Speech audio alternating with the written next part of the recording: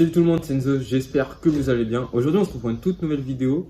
Donc c'est à propos de ma Celica, ça fait un moment que je n'en ai pas parlé. Donc je vous avais dit avant, dans la dernière vidéo à propos de ma Celica, que j'avais changé de caisse et qu'elle arrivait. Donc elle est bien là, je suis assis dessus d'ailleurs. J'ai pas sorti de vidéo avant parce que j'ai effectué du travail dessus.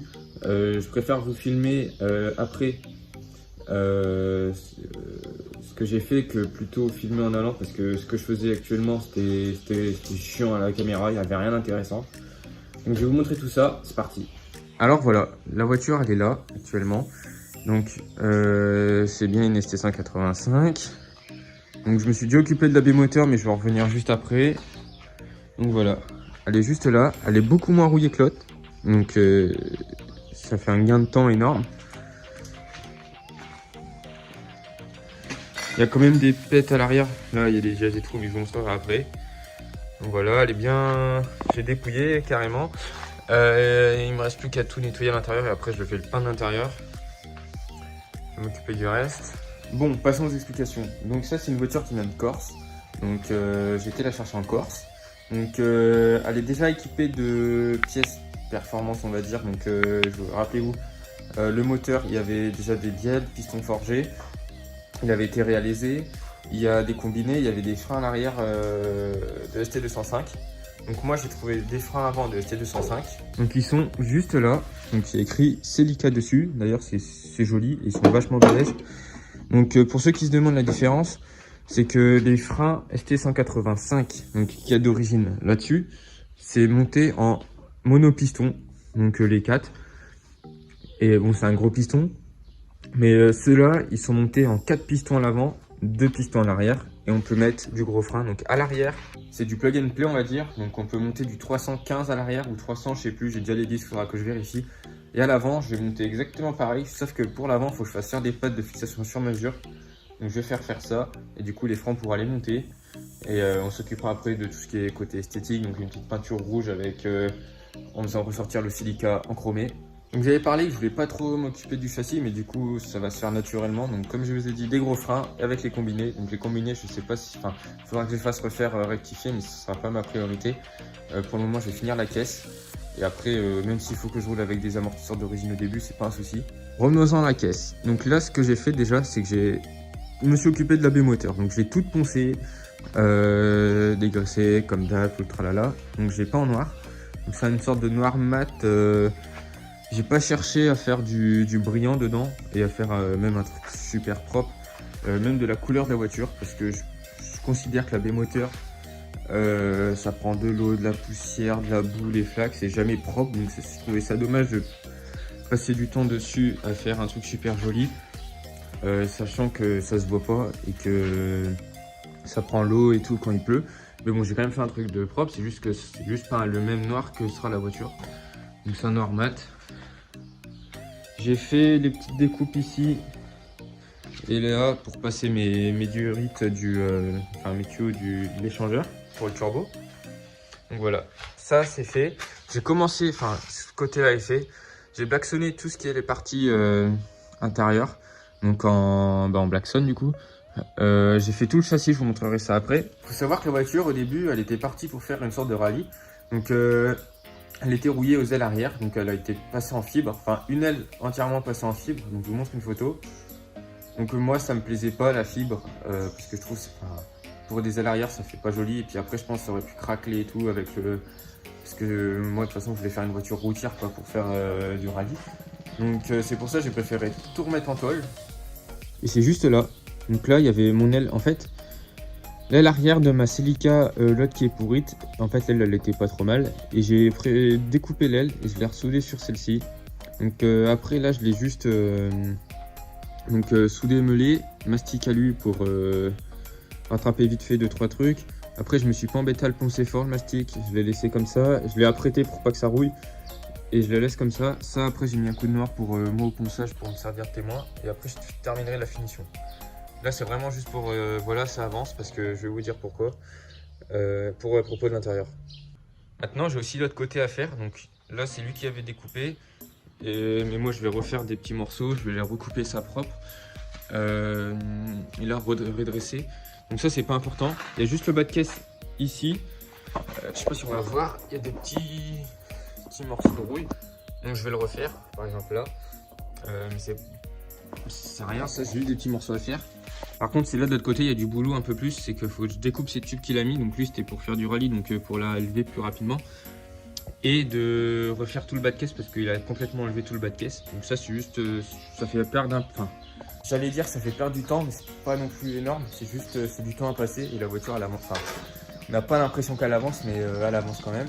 Quand je disais que je pouvais pas avancer l'intérieur, c'est parce que quand on soude, et ça fait des projections et j'ai pas envie que ça m'abîme l'intérieur une fois peint. Donc c'est pour ça que j'avais rien fait en attendant l'intérieur. Donc là, celle-là, elle est terminée. Celle-ci, je vais m'en occuper assez rapidement. Après les baquets, je les ferai après. Donc je pourrais commencer du coup à tout nettoyer, la poncer et peindre en noir. Donc là, je pense que j'achèterai la vraie peinture que je vais mettre à l'extérieur. Ça se verra pas, mais ça fera plus propre et c'est plus rapide. Donc tout ça, ça sera peint. Je vais peindre mes entrées aussi, comme ça c'est fait. Puis il n'y a pas forcément besoin d'une cabine pour peindre des entrées de porte, c'est pas gênant s'il y a un grain de poussière. Et après l'extérieur, ça sera fait en cabine. Donc là, comme ça, même l'intérieur, une fois peint, je peux le remonter, fermer la voiture avec les portes, une fois peint. Et comme ça, il me reste plus que l'extérieur à m'occuper. Donc tout ce qui est carrosserie, les ailes, les massins, le capot et le moteur à remonter parce que tout ce qui est châssis, j'ai quasiment fini. Tout est blacksonné, mais je vais vous montrer tout ça après. Donc voilà, le châssis il a été blacksonné d'un bout à l'autre. Ça fait bien plus joli. Tout le train arrière il a été repeint. Voilà. Il y a des donc voilà, les cylindres blocs renforcés comme vous avez dit. Donc voilà, tout est fait. Ça c'est plus à faire du moins. Donc voilà, la caisse on va dire commence à prendre forme. Il me reste encore pas mal de boulot mais ça avance bien.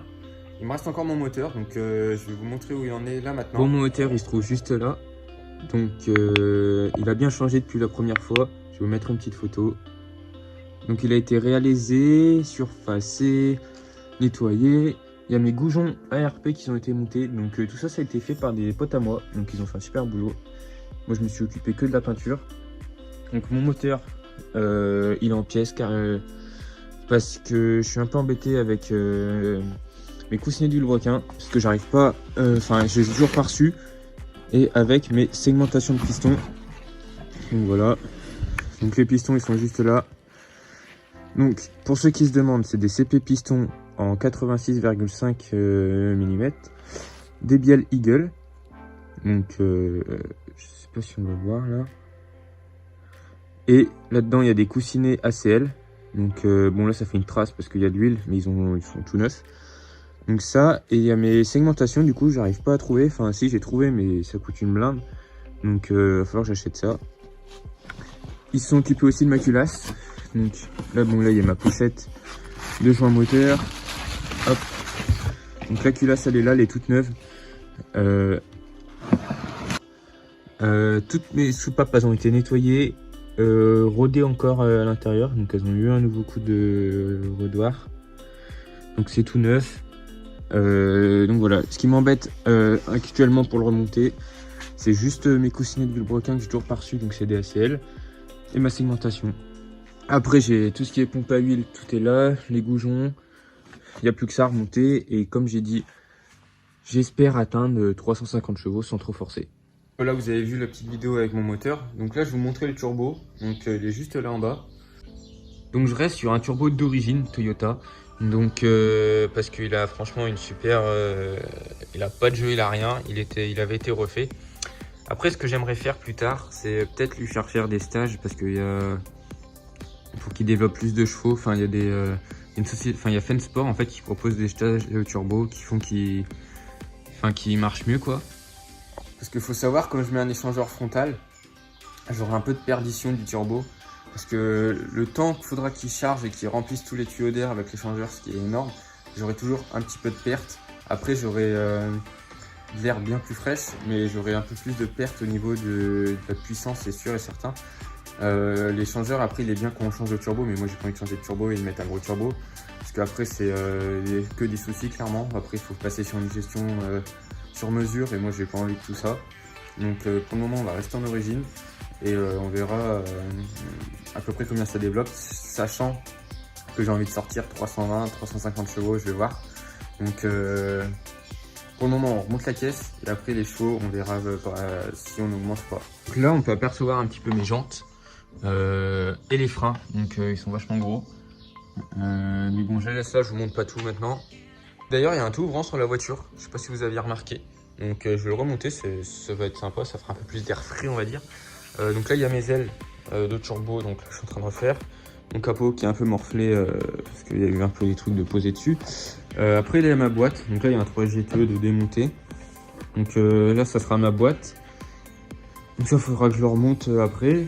Ça n'a rien à voir avec les voitures. Enfin, si, en fait, c'était le bloc avant qui bouffait de l'huile. Et moi, j'ai pris l'autre bloc. Du coup, j'ai pris toute l'externe de celui-là que je vais remonter sur l'autre. Donc voilà, la voiture elle avance petit à petit. J'espère pouvoir la finir assez tôt pour commencer à rouler avec, remonter le moteur, recevoir enfin mes pièces moteur parce que ça devient un peu long. Donc voilà. À part ça, ça n'a rien à voir niveau rouille comparé à l'ancien. Là, il n'y a rien de très grave. Il y a juste là à passer du temps en fait sur les trucs qui... On n'a pas l'impression que ça avance, mais la voiture avance. Donc voilà, la vidéo elle se termine. J'espère qu'elle vous aura plu. Donc la voiture elle avance. J'ai sorti le régule de la MR2 mercredi dernier. J'espère qu'il marche et qu'il vous a plu quoi.